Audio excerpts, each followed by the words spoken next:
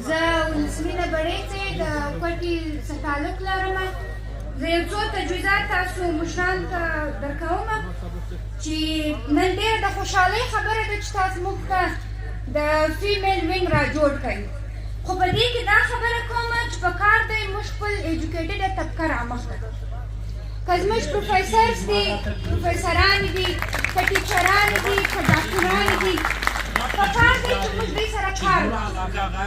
یو مې دا تجویز دی او دویم تجویز دا دی چې داسې به نه وي لکه په زړې زموږ چې کوم د زړې پارټۍ زموږ تعلق وو چې پارټۍ خو مهمه خو مشرانو نظریې بدلې کړې چې یوه ښځه به په کور کې په کچن کې اخته وه، دیګونه به کول او سبا به هغوی ته د سینټو د قومي اسمبلۍ سیټان ورکول کېدل. دا شی په کار دی زموږ په تنظیم کې نه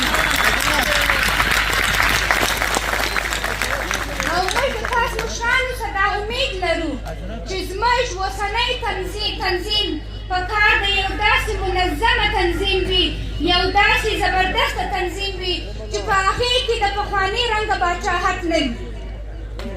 پخواني رنګه هغه کیسې به نه وي چې چا ته به د خبرې موقع نه ورکول کېږي او څوک به باچاحت کوي.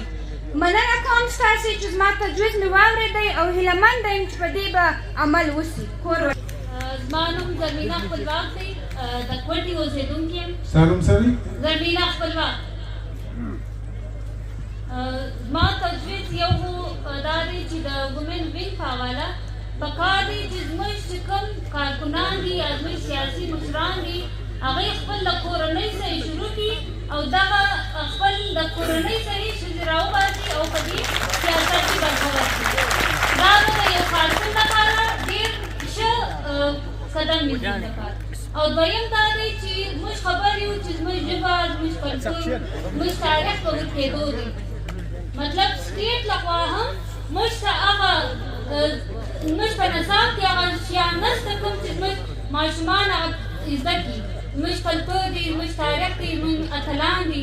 نو د ګوند لخوا پکار دی چې داسې خپل کارکنانو ته یو کار په لاس ورکړي چې هغه خپل کلي او کوڅو کې دغه تاریخ، دا کلتور ژوندی وساتي. ډېره مننه.